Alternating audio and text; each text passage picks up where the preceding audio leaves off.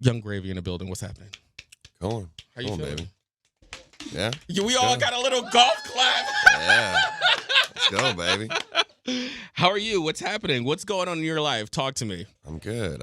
Just got done with tour, and then I thought I was going to have some chill time, but then this song took off, so, making moves, but it feels good. It's so funny how you rickrolled all of us in the song. Yeah. Literally every single body that listened to the song. And you know what's interesting? I really love that you incorporated that song into like your own little, your own little thing. How did that come about?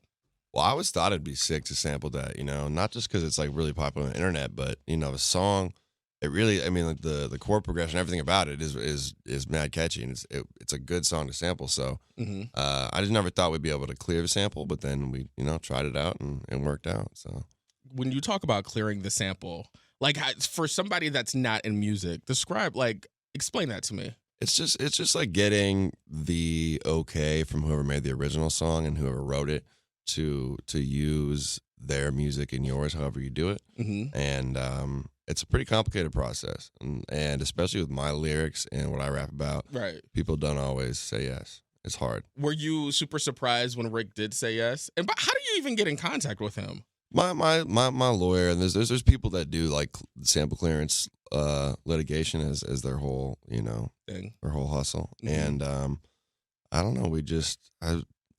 I started a song with it, and it came out so hot that we're like, fuck it, let's just try it. We got to do it. Yeah. So you were mentioning you were touring. How's that going?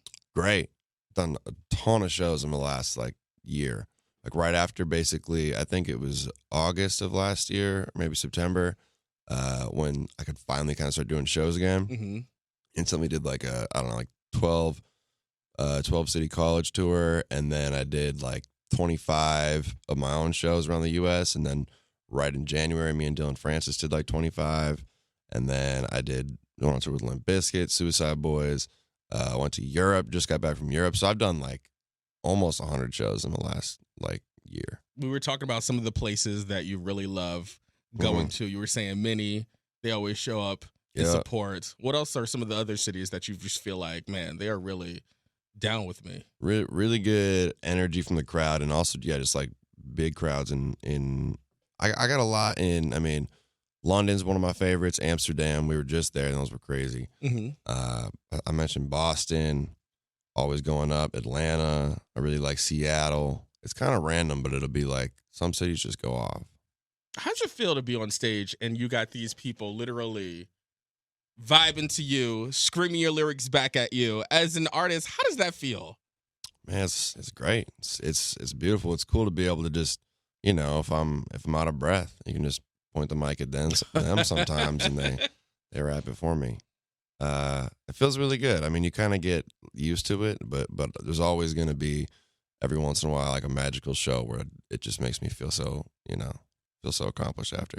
When you say a magical show, what does that mean? Just a crowd that is wild. One of the last show, I did this Amsterdam one recently that was crazy, but a good example was on this past tour we did Indianapolis, mm-hmm. and it was just a fully packed house. The crowd is just going crazy for every song. I was playing mad deep cuts and watching half the crowd know the words. I'm like, how is this even possible? And then a guy proposed to his girlfriend at the show in front of everybody. It was just a beautiful, beautiful night. All types of things happening. Everyone's loving it. And yeah, I shed a little tear at the end. Did you really? I did. Yeah. Just for the people that were getting engaged? Just in general, I was like, man, that was such an awesome fucking night. Are you doing everything that you've dreamed of doing? Probably more. Really? Yeah. I when I started rapping, I didn't think it would go into something that big. I was like, oh, I bet I could get a little traction. And then I wanted to be able to just basically DM my favorite rappers and get their attention and tell them I like their music. That was my original goal. I was like, this will be a side thing. And then, yeah, it's obviously a lot more now. What were some of the dreams that you felt like you had as Young Gravy that you've accomplished already as Big Gravy? Getting, well, I guess the three kind of features I always wanted to get would be Juicy J, Young Dolph, and Lil Wayne. And I got those now. So that was every one of those happening was just mind blowing to me. Mm-hmm. And now, R.I.P. Dolph. Now I got to think of a new list, it's like I kind of got them all. I just got to collab with them again or something. That was big. Doing going to Australia was always something I thought would be cool to do, and Hawaii and whatnot. We ended up doing that on tour. Just like a lot of places that I've always wanted to travel, I get to go there for work now and still enjoy it. So, how was that performance in Australia? Dude, that tour I did there was one of the most fun 2 weeks of my life. The shows are crazy. I broke my hand on the second show in Wellington. I was crowd surfing and something just hit my hand. You say you broke your hand? I broke my hand. Which one? This one right here. You can barely tell, but it kind of it's a little bone that kind of sticks out a little bit. I broke my hand on the second show, so that was an interesting way to start the tour out. But dude, it ended up being so fun. Everyone's so in Australia they're just fucking crazy.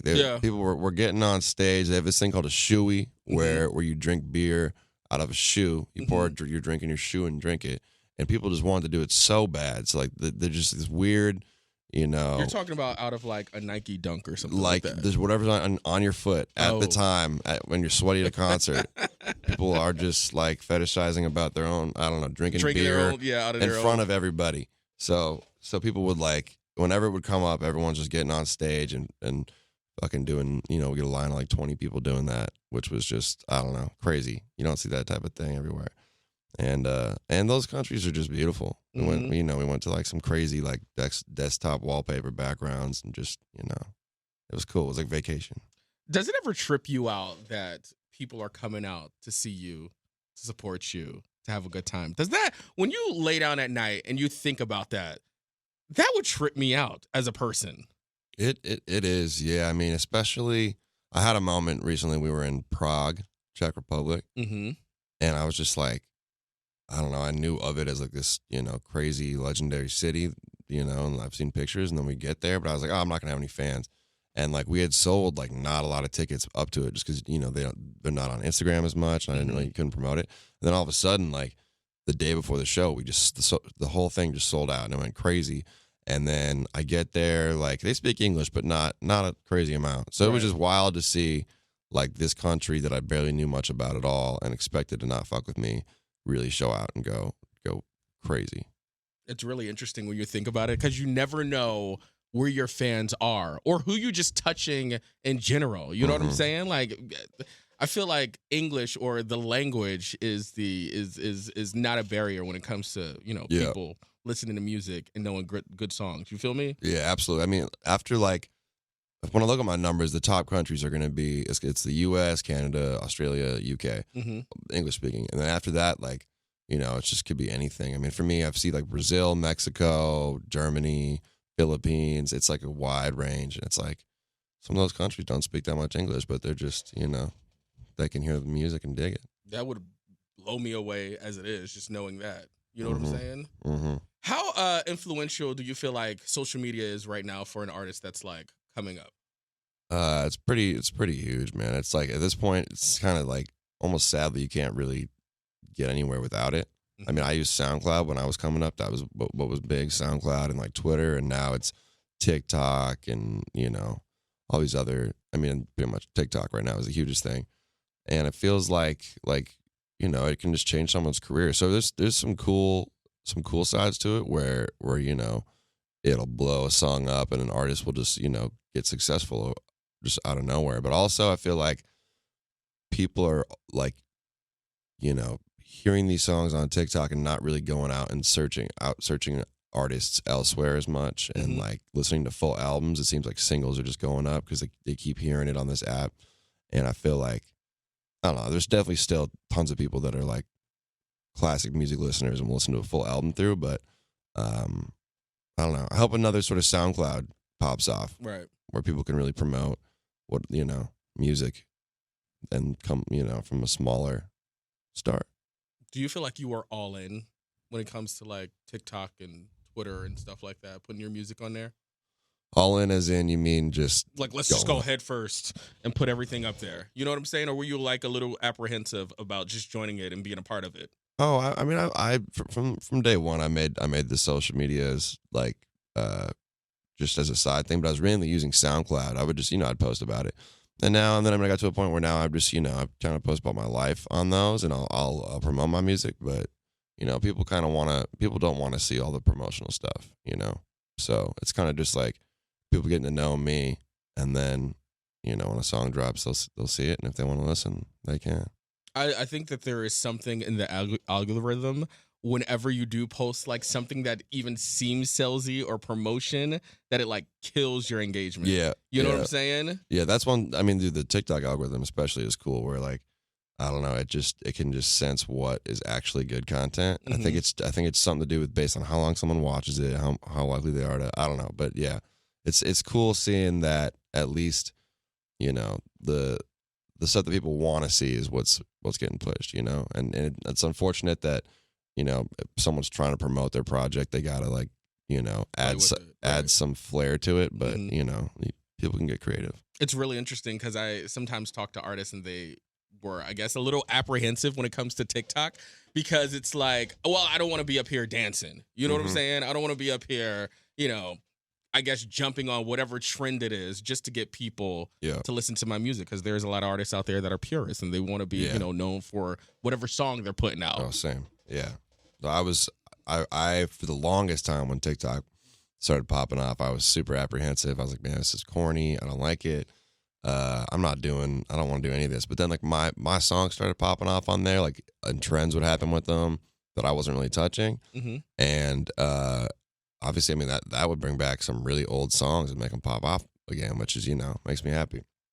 But now I finally started actually using TikTok, and like, I realized I can just be myself. I'll just put up selfie videos talking about whatever, how I feel. And that's, you know, people love that. So, and everyone just links me with MILFs on there. That's the main thing.